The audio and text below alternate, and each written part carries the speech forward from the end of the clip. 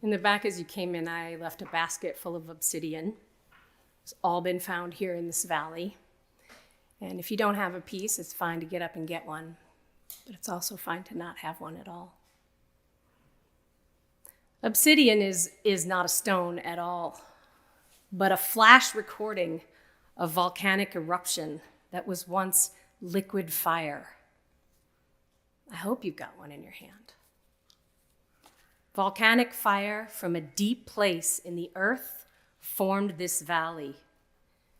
And you can find obsidian pretty easily as you hike Mount St. Helena or the Palisades. The stone you hold knows the fiery will force of the planet, shocked into a hard black mirror as it cooled. On Palm Sunday, we recounted how Jesus entered the gates of Jerusalem, and some of the Pharisees begged him to order his disciples to stop, make them stop shouting Hosanna, make them stop calling you a king and begging and shouting for you to save them. Don't you know Rome can hear them? Can hear us? You're going to get us all killed.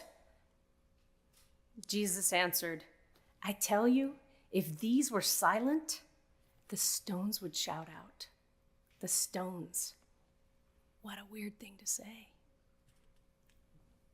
Perhaps, though, it is time to listen to the stones. They are older than we are. Presumably these found their way here 150 million years ago.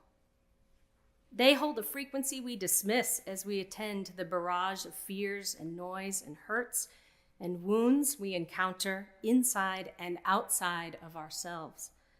Like obsidian, it is appropriate to be frozen in suspension for a time today, arrested in silence, to be in shock at the foot of the cross, to feel the stillness of it, to look at the blackness of stone and let it show us our shadows, show us how to walk in the dark. What remains in shadow and darkness will drive my life. As long as it is unconscious in me, denied, soothed over with false positivity and an unwillingness to name what lingers there, it will come forward and take the wheel. We must feel what is in shadow, name it, bring it forward, and integrate it into who we are, who God knows we are, and decide to stop pretending it isn't there. We are here with these rocks in our hands, not to throw at those we deem morally suspect, but to let them show us something we cannot understand. And who are we, those of us here? We are citizens of a nation that allows young men to be zip-tied by ICE agents who know they may be innocent, an admission made by our president's border czar on March 25th, and sent to what may be a life or a death sentence in a Salvadoran slave prison without due process. We are citizens of a nation led by a president who jokes in the Oval Office with the Salvadoran president, Nayib Bukele, self-described as the world's coolest dictator. It is to this man that our president remarks casually that he can't wait for Bukele to build 5 more for-profit prisons for the American homegrowns that he wants to eventually send to El Salvador too. Thousands of young deportees have now been slapped, scapegoated, shaven, and forced into a profane and heartless geometry in a brutal mega-prison designed to make us stop seeing them as individual human beings with lives, thoughts, consciences, callings, with parents and spouses and children who miss them, people who depend upon their love and their labor to survive.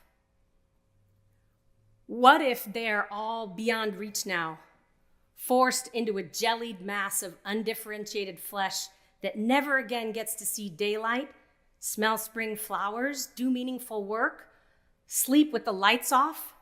There's a picture of them in your bulletin. Or what if by some miracle the courts and our activism succeeded in bringing them home, but they have been so thoroughly tortured and dehumanized that their psyches can't ever fully return.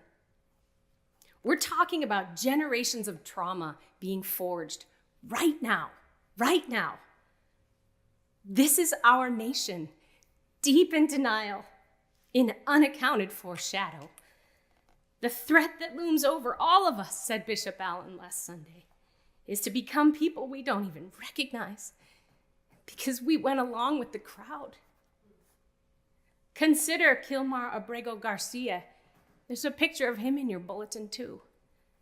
A young working dad raising 3 special needs children, an immigrant who previously escaped violence in El Salvador at 16 and had a court-ordered right to remain safely in the U.S. He was deported to CICOT by an administrative error. And both Bukele and our president say there's just nothing they can do about it. It's almost too on the nose how closely this story parallels Jesus. A sinless scapegoat made an example of by the empire, denied due process, and sent to his death, while the real domestic terrorists, like Barabbas, get pardoned. Here we are again. Here we are still at the cross, in the darkness. The shadows, afraid of our shadows.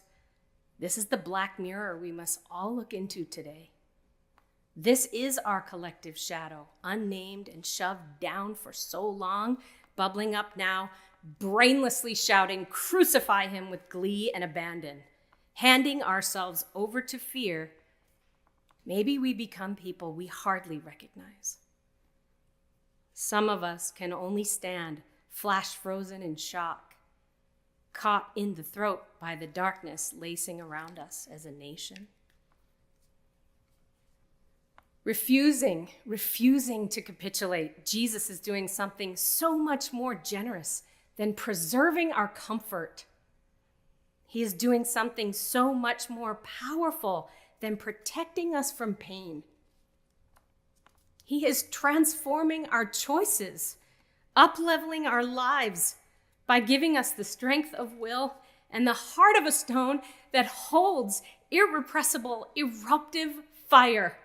He is a witness to the truth that love is the only way.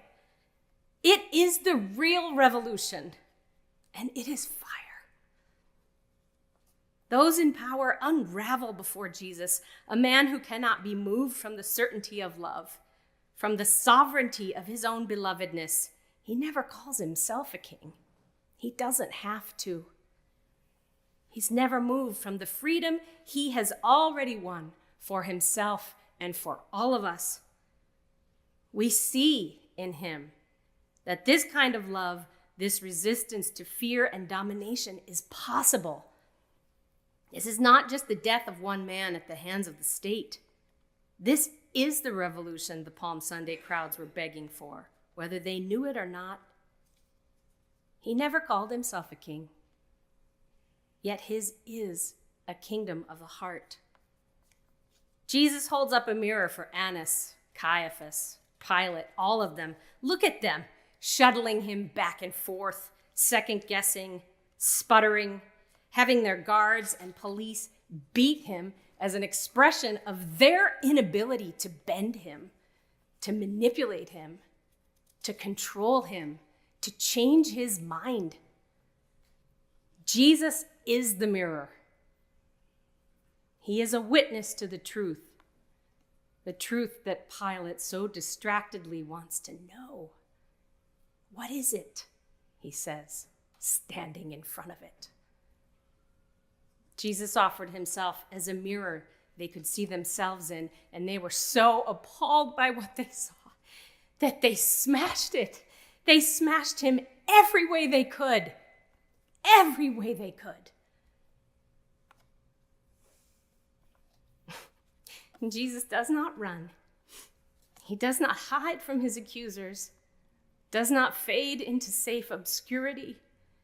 He steps with determination into the darkness, willingly giving himself to whip and fist, to wood and nails.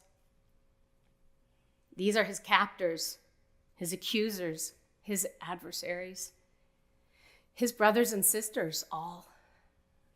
He never stopped seeing them as human beings. Love your enemies, he said. Remember that?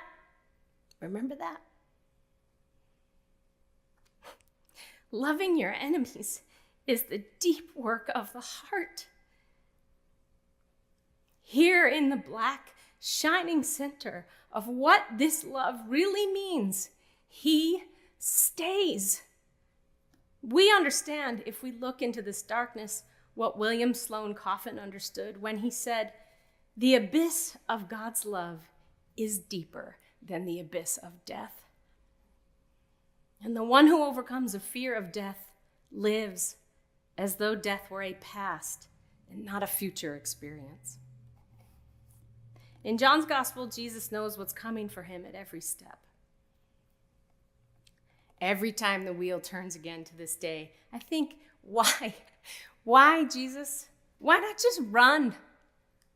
Conflict is coming for you. You know it. You can fight, like the zealots. You can freeze in place, try to be invisible. Just merge back in with the Passover masses. Maybe do it next year. You can fawn and acquiesce and preach justice, but, make a few jokes. Go to a few fundraisers and shake hands and be the poster boy. How about that? Or you can just run. You had other choices, But all of these other choices are to participate in fear, to tap dance to the ever-increasing and menacing music of the kind of power that wants him to get in line with its exacting, merciless agenda or be dead. He cannot fight, flee, freeze, or fawn because that is giving his power over to fear. He will take none of these actions so that we know what is possible, so that we know that he meant what he said and he is who he actually is. I am he said at his arrest. Understand that Jesus is saying a radical and empire-defying, I love you, and you, and you, and all of this with the whole of his life. And this means that no matter what happens, he is free. We are free. He is the truth of what love really means. The coward in me wants to ask again, no, really, why not just run away? Go live your life. You've done enough. You fed people. You healed them. You inspired them to be generous, hopeful, a little less timid. If you leave Jerusalem right now, maybe right after dinner, you could keep doing it. Look at your mother, your sisters, your brothers, the ones who follow you. They're not ready. The one you call beloved, look at them. Don't you want to live? Some scholars suggest that every Passover Jesus ever may have traveled to Jerusalem as a child or young adult, the Romans lined the roads into the city with rebels and thieves of every kind hanging from crosses. We have this idea that Golgotha was this place, this stage, and there was procession and pomp. And no, there wasn't. It was a trash heap where they put some of them. But also we understand that especially at High Holy Days, when lots of Jews would come into the city, they would line the roads with these things. Think about that. One is never in a parasympathetic nervous system living in a culture like this, but always ready to fight, run, freeze, or play along to survive. This kind of social and political intimidation and dis-ease is in every system that prioritizes the comfort of the few over the lives of the many. It is in every religion that wants to maintain its feasts, seasons, and structures rather than stand next to the smelly vulnerability of the poor and count them as beloved. This is not living, and the constant circumference of anxiety and dread makes it difficult to have a creative thought, much less open oneself to love of any kind. Jesus did not want to live like this under Roman occupation, and he didn't want it for any of us. Look at your stone again. Remember that I said it knows the fire from the heart of the earth. It's been in the dark. if we can find the fire of that love within us, we can remember the truth of who we are. We can walk without fear in the dark. We will become the living stones in the first letter of Peter, the ones who remember the molten heat of transformative love that is the signature of the divine in each of us. The philosopher and Christian apologist G.K. Chesterton said, "Fairy tales are more than true because they tell us, not because they tell us that dragons exist, but because they tell us that dragons can be beaten." Fairy tales are more than true, not because they tell us that dragons exist, but because they tell us that dragons can be beaten. Good Friday shows us how to ride the dragons we encounter, the ones that are rising from the dark depths of this collective unconscious. Instead of sitting here drowning in hopelessness and helplessness, can we come to this cross today, knowing what Anne Lamott knows, that hope is not about proving anything. It's about choosing to believe this one thing, that love is bigger than any grim, bleak shit anyone can throw at us. The stones are talking. If we've gone silent, they are shouting out. I imagine a stone like obsidian, a shadow walker might say this: fear is the greatest obstacle on the spiritual path. Face your fears so that you too might walk through the dark gate of this moment and not fear what may be within us, not fear what may be right outside our doors. Jesus, the stone that the builders rejected, will become the cornerstone, and he is speaking the truth into the darkness with his life. Who has believed what we have heard? Asked the prophet Isaiah. Who has believed what we have heard? Can you believe it? Silence sings. Emptiness is full. What did we hear? We have heard that love is the mightiest force we have ever felt, ever known. And when it goes down, it won't stay down. Today, however, it stays down, smashed every way possible. And we, flash frozen by the tragedy of it, will remember the passion, the fire that still burns in us, even as we feel paralyzed. Today, we look in the mirror. We own our shadows. We weep, we break, we witness. We resist the urge to rush to the dawn. We sit in the dark. The work of the eyes is done, wrote the poet.